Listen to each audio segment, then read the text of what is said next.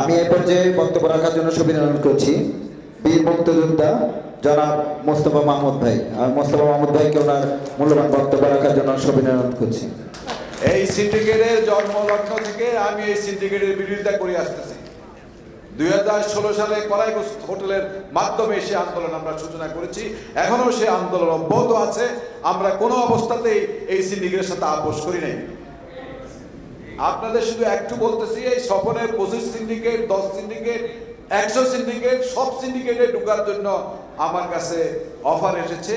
আমি বিনয়ের সাথে এবং ঘৃণার সাথে সেই অফারকে প্রত্যাখ্যান করেছি। এই 25 এবং 100 সিন্ডিকেটের বিরুদ্ধে মালয়েশিয়াতে কনস্টিটিউশনাল কোর্টে আমি মামলা করেছি। এই মামলার সাথে রিয়াজুল ইসলাম সাহেব জড়িত এবং আফিয়া ইন্টারন্যাশনালের আলতাফা আমাদেরকে উৎসাহিত করেছে, অর্থ দিয়ে সহযোগিতা করেছে। এখানে মঞ্চ উপবিষ্ট দাতু আবাদত সবকিছু জানেন। এখন হচ্ছে সেপ্টেম্বর মাসের 14 তারিখ বায়রার নির্বাচন।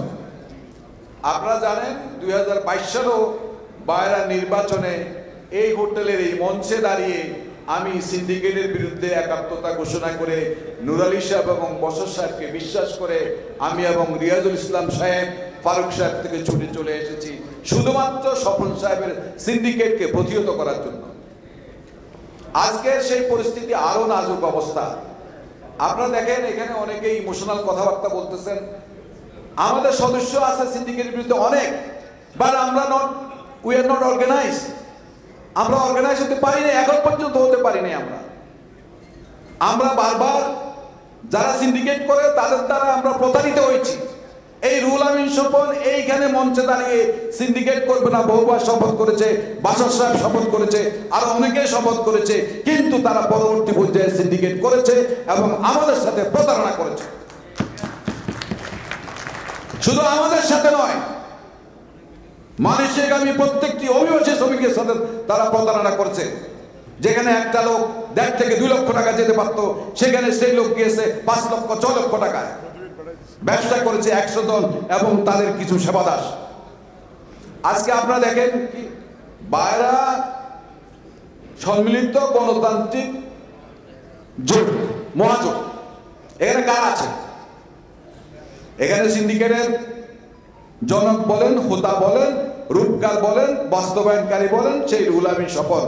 ওই যে আমার ছোট ভাই নাজমুল মুখে নামটা মুখে আনতে মনে হয় একটু ইতস্ত করছে। রুহুল আমিন স্বপন, তার সাথে কে আছে? এই বাংলাদেশ সরকারের 4 জন সংসদ সদস্য এবং সাবেক একজন মন্ত্রীও তার সাথে জড়িত। এই সরকারের মন্ত্রী জড়িত ছিল, সচিব জড়িত ছিল। এই কথা বলতে আমার কোনো দ্বিধা নাই। আমার যদি জেল হয় আমি কোরআন সাবত করে বলতে পারবো এই সরকার এই সিন্ডিকেটের সাথে একাত্মতে আমাদের দেশকে ধ্বংস করে দিয়েছে। আমরা ঘৃণা করেছি মন্ত্রীকে, আমরা ঘৃণা করেছি সিন্ডিকেটের হোতা সদস্যদেরকে। আজকে যদি 100 জন সদস্য স্বপনকে সহযোগিতা না করতো তাহলে কি সিন্ডিকেট হতো? হতো না। এরা যদি অর্থ না দিত সিন্ডিকেট হতো? হতো না। আজকে দেখেন কি বিপদ আসতেছে সামনে। আমরা যারা ছোট থাকলে লাইসেন্সের মালিক, যারা নিজের অর্থ ব্যয় করে মালয়েশিয়াতে মার্কেটিং করে ব্যবসা আনছে, আজকে সরকারের এক হিসাবে বলে 17,000 লোক যায় নাই, আরেক হিসাবে বলে 50,000 লোক যায় নাই। এটা কাদের লোক যায় নাই? আমার আপনার মতো নিরীহদের। সিন্ডিকেটের তেমন কোনো লোক, সব লোক তারা পাঠাই দিচ্ছে, অথবা তাদের 2-4 জন না যাইতে পারলেও তাদের তো কোনো সমস্যা নাই। প্রতিটি সিন্ডিকেট তো 20 থেকে 25 কোটি টাকা করে তারা মিনিমাম রোজগার করছে না? আর স্বপন কি করছে? আমার লেখা আপনারা পড়েন কিনা জানি না। স্বপনের এই মার্কেটিং সিস্টেমটাকে বলে multi level marketing system. Swapan আছে পিরামিডের উপরে, তার সাথে নিচে। স্বপন খায় 80%, এরা খায় 20%। আর এই 20% আলাদা হলো যে সবচেয়ে নিকৃষ্ট, কারণ এই 20%-এর কারণেই আমরা সিন্ডিকেট প্রতিহত করতে পারিনি। সুতরাং ওদের সাথে আপনি পীড়িত করবেন, দয়া করবেন, মায়া করবেন, কিছু নাই। এখন স্বপন সাহেব বলতেছেন সিন্ডিকেট করবে না, আর তোমাকে বিশ্বাস করি কিভাবে? 2000 বাশার সাহেব তাকে অনৈতিক কাজ কারবারের জন্য বাইরে থেকে বহিষ্কার করছিল, অবাঞ্ছিত করছিল। আজকে দেখেন স্বার্থের কারণে সে বাশার সাহেব কি করতেছে?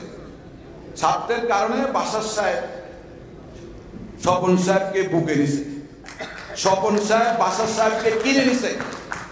আমি এই মিটিংয়ে বলতেছি, দায়িত্ব নিয়ে বলতেছি, স্বপন সাহেব বলছে আমি বাসারকে না কিনতে কোনো আমার উপায় নেই, কারণ আমি বাইরাতে জিততে পারি নাই।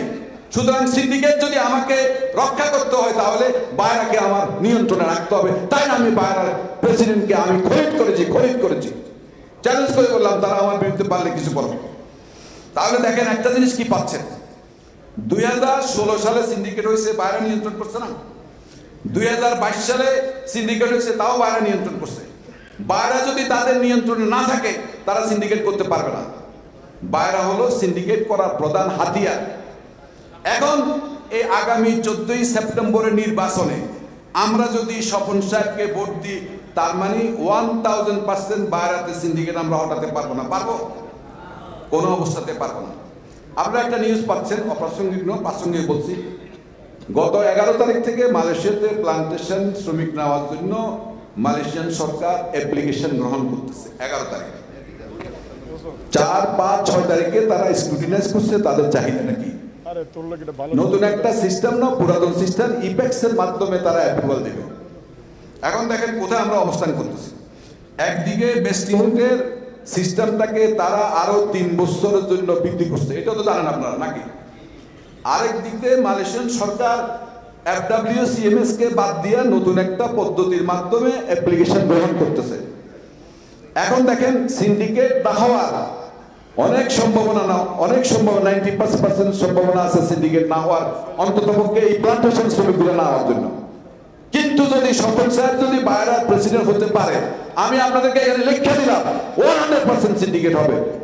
99 না, 100% সিন্ডিকেট হবে। ইতিমধ্যে শুধুমাত্র বাইরের ক্ষমতা দখল করার মাধ্যমে যদি আমরা ওনাকে বাইরেতে যেতে না দিই তাহলে আমরা সিন্ডিকেটকে প্রতিহত করতে পারবো।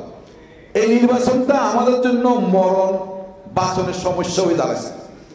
আমরা কি বেঁচে থাকবো নাকি স্বপনের দাস হিসাবে, গোলাম হিসাবে, সাবেদন হিসাবে থাকবো, এটা নির্ধারণ করবো এই বাইরের আগামী নির্বাচনে। গতবার আপনারা নির্বাচনে ভুল করেন না, আমরা ভোট দিয়েছেন, আমরা জয়লাভ করেছি। আমাদের কতিপয় বর্তমান সদস্যের মতো কিছু লোক বেইমানি করার কারণে আমরা সিন্ডিকেট প্রতিহত করতে পারি নাই। সেদিন তো যারা সিন্ডিকেটকে স্বাগত না দিত, সিন্ডিকেট বন্ধ করার জন্য চেষ্টা করতো, সিন্ডিকেট হতো না, ওই প্রচুর সিন্ডিকেট বাতিল হয়ে যেত। এখন দেখেন সিদ্ধান্ত আপনাদের, সুযোগ আসছে আপনাদের। আগামী 14ই সেপ্টেম্বর বাইরের নির্বাচন। আজকে যারা সিন্ডিকেট বিরোধী আন্দোলন নামছে, আপনাদের দরকার তাদেরকে সহযোগিতা করা, এগিয়ে আসা, ঘরে বসে থাকা না। আমি তো মনে করছি আজকের এই হল কানে কানে ভর্তি হয়ে যাবে, কারণ এই একটা ইয়াং গ্রুপ, একটা যুবক শ্রেণী এই সিন্ডিকেটের ভিতরে নামছে। যুবক শ্রেণী ত্যাগ ছাড়া কোনো আন্দোলন কোনোদিন সফল হয় নাই, ঘুরালের তার আন্দোলন কোনোদিন সফল হবে না।